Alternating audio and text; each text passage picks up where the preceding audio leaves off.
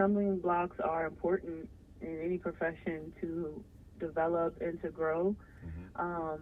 Obviously, it was my first year last year, so, you have to learn, not necessarily stumble through, but you have to be patient and vigilant and learn what it is that is expected of you from your head coach, from your administration. And I think that was a huge thing that I enjoyed, learning and, taking on challenges. And so another thing, too, is just learning how to coach different types of kids. You have kids that learn differently. Everyone learns differently. And so you have to really be creative and challenging yourself to find different ways to reach every kid and to get them to deliver what it is you want them to deliver. That was Monica Wright, an assistant coach at the University of Virginia, her alma mater, where she amassed over 2,500 points and was named 3-time All-American. We spoke about her transition into coaching, her being able to effectively reach today's student athlete, and the importance of a strong family structure as an assistant coach. I'm Mark Williams, and this is the Assistants Podcast, and this is Monica Wright. Coach Wright, how are you? I'm doing well, Mr. Mark Williams. How are you? I'm well, and I want to take this opportunity and thank you for taking time out of your day to answer my phone call regarding the podcast, and I appreciate it big time. Absolutely. Anytime I can support any grassroots guys in the community doing work, I am all for it. Well, which is a good segue, because in my grassroots experience, I haven't met any world champions. How does it feel to be like one of the few world champions in the world?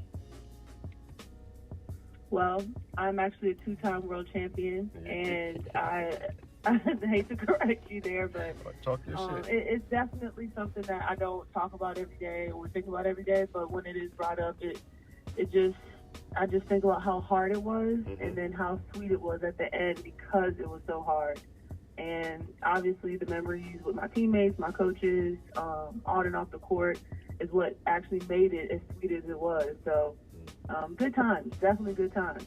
I can imagine. But I jumped ahead as far as your professional career because I want to highlight your UVA experience. I think when you left, you was the all-time leading scorer there, correct?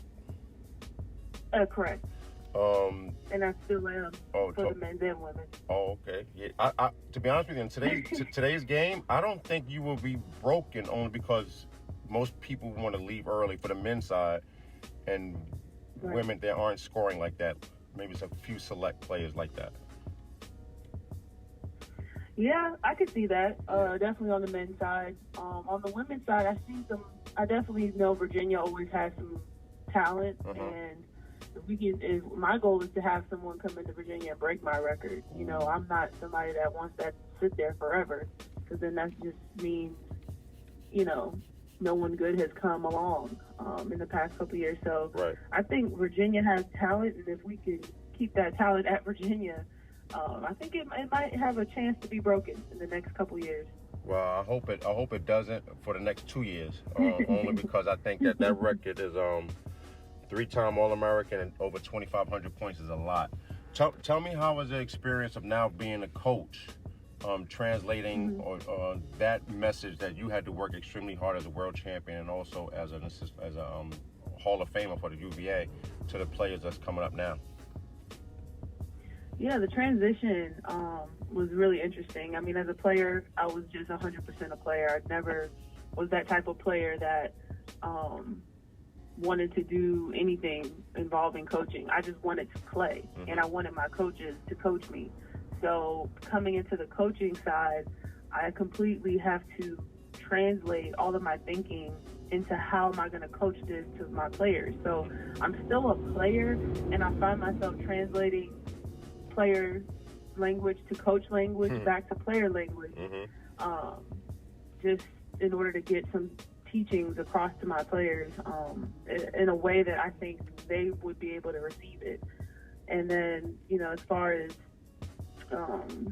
just being a coach at Virginia, I have nothing but love for the the university, the athletics program, my staff that I'm around every day, my head coach, Thompson, and they completely make this experience one of a kind, because every day I love coming into work and I absolutely love what I do. So. Now, you mentioned you had no intention of being a coach when you were playing. What was the switch? Well, I want to say towards like 2016, end of 2016, I was having some knee injuries, and kind of in that in-between period where I was like, okay, like I kind of want quality of life after I'm done playing so that I can actually walk. And then, I also want to be close to the game. And so I was really thinking about my transition and what my options were. And coaches just seemed to be what everyone around me, some of my trusted mentors, were telling me that I would be great at. And so for me, I'm hands-on. I'm going to jump right into it. I'm not going to tiptoe into it. And that's kind of what I did. And so I just after I wasn't able to play anymore, career-ending knee injuries, I just jumped right into it and have been doing it ever since. And you obviously you're having a great deal of fun doing it. Do the players know who you are? I don't think so. I think they see like pictures and stuff around UVA, around the arena. But honestly, I think they're so young that they don't really know, unless they're just a basketball junkie, and then they just know everything. But I kind of like it like that, because then I can really gauge them, and they can really actually receive coaching from me in a way where there's no pressure. Right. So in some ways it's good, and in some ways it's bad, because you really have to earn your respect of your players as a coach without them just giving you the respect by just knowing what you've done as a player before being a coach. So it definitely makes me a better coach if they don't know. Yeah, because players, they know when you're bullshitting. I could sniff it out as a player, so I know they know. Yeah, exactly. Okay. Now, what are your duties primarily at UVA? I know that you worked a little bit at Liberty. It was like your little testing ground. And then you came up to UVA. What exactly are your duties there underneath another Hall of Famer in Coach Thompson? Right. So, yeah, Coach Thompson is a Hall of Famer, won 5 world championships at Houston. And then our associate head coach, Carlene Thompson, also played with Coach Thompson, Tina Thompson, at USC, and then went on to be a WNBA head coach and GM. So then we have Walter Pitts, who played at Alabama, had a great playing career overseas, and then has been coaching for 12 plus years, just, a veteran in the business. So my main duties are to assist, obviously, in Coach Tina Thompson's vision in any way possible. Because I went to the University of Virginia, I handle a lot of on-grounds. We say for Virginia, we don't say campus, we say grounds. So I handle basically all of the on-grounds tours, facility tours. I schedule all the visits for recruits, obviously the home visits that we're supposed to be doing right now. Scheduling all those, being like the main contact for any contact period activities that we need to do between coach and the recruit, PSA, or their family. So. Oh, that's dope. Yeah. I think the parents probably would know more about you than if they followed women's basketball back in the day. Absolutely. Yeah, they were like, oh wow, that's mom. Yeah. Yeah, I guess. A lot of them, especially if they're from Virginia, I definitely connect with the parents a great deal, just because they have been in Virginia, and definitely have some great connections with a little bit older crowd. I hate to say that, but it's true.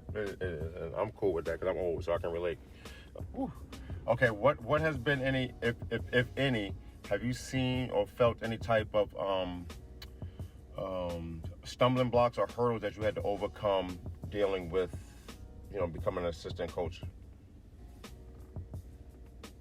Yeah, absolutely. Like, I think stumbling blocks are important in any profession to develop and to grow. Mm-hmm.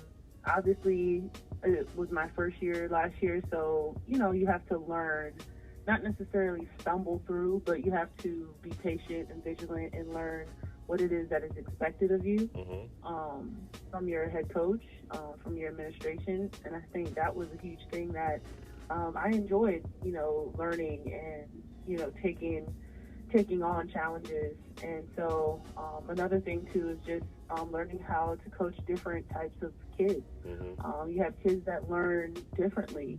Everyone learns differently, and so you have to really be creative and challenging yourself to find different ways to reach every kid and to get them to deliver what it is you want them to deliver.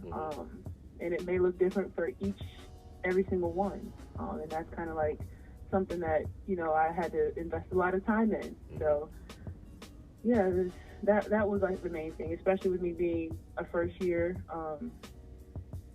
in my first year at Virginia, and then the girls not really knowing me. It definitely, I knew I had to invest a lot of time into those relationships so that they could trust me and that they could know that I'm here for them, and to help them and to be someone that wants them to be better, obviously for the program, but also for themselves.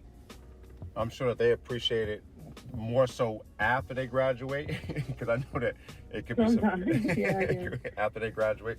So, but here's a question for you. I know ultimately most assistant coaches' goal is to be a head coach at some point, but being an assistant coach, you may have to move from time to time. And I know that you recently just got married. Do you think that can be an issue that needs to be brought up in a household where you may have to move to Tennessee, Chattanooga? I'm just choosing them as an example. Is that something that you and your family are willing to do? I think we're a very flexible family, and I think that's part of the reason why we're married, because we both are super flexible and have a great deal of adaptability. But any decision I make is always going to be with my family in mind, and it's always going to be not just for me or my career. I always am going to consider my family, and my husband's name is Michael, so sometimes Michael may not want to go anywhere, or it's something that we need to definitely navigate when we reach that point, but right now everybody's cool. I know, amen. I know that it can be an issue, particularly for younger families. That's just let's say hypothetically you land at UVA and he's trying to build a career and he gets a good job in the UVA area. Now you have to move to Santa Fe, New Mexico. Santa Fe. That can be taxing on the family. I can see it. Oh yeah. I could imagine that happening. I just hope for me it doesn't. Yeah, right. Right now. We are good. Don't jinx us. We are good right now. Yeah. We are good. Okay, so tell me a little bit about assistant coaching. The landscape has changed a little bit, like you mentioned earlier, communicating with the players. As far as technology and the use of, is that something that you foresee in the future, particularly now with the situation we're in right now here with coronavirus? Oh, absolutely. I think technology is something that we are heavily leaning on right now in light of the recent circumstances with this pandemic. And hey, I'm all for it. If we can use technology to keep the ball rolling with recruiting, we're going to push the envelope. Obviously we can't make contact with anyone, but I know we are utilizing every ounce of our technology to make sure that our recruits know that we're still here, that we are still recruiting them heavily, and that we still want to, plan for the future. No, I think you hit it right on the head. Stay involved in the communication, because everybody wants to be loved. Oh yeah. Everyone wants to be loved. Okay, I'm gonna wrap up. I know you have to go. Relatively busy. I'm gonna give you a quick back and forth. What do they call a hot seat? Yeah, we're gonna do a hot seat. Hardest player you had to guard? Diana Taurasi.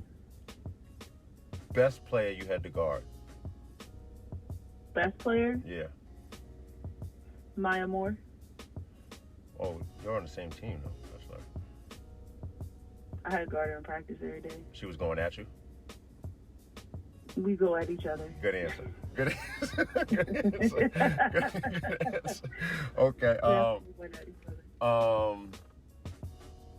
Being that you're a historian and have a lot of history in women's basketball, your top 5 by position. Point guard. And we're not, this is, all opinion. Okay. Point guard.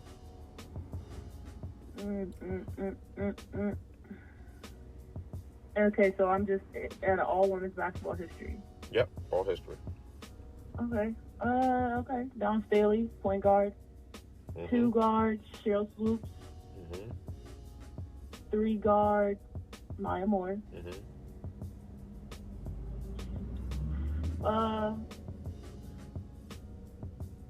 4,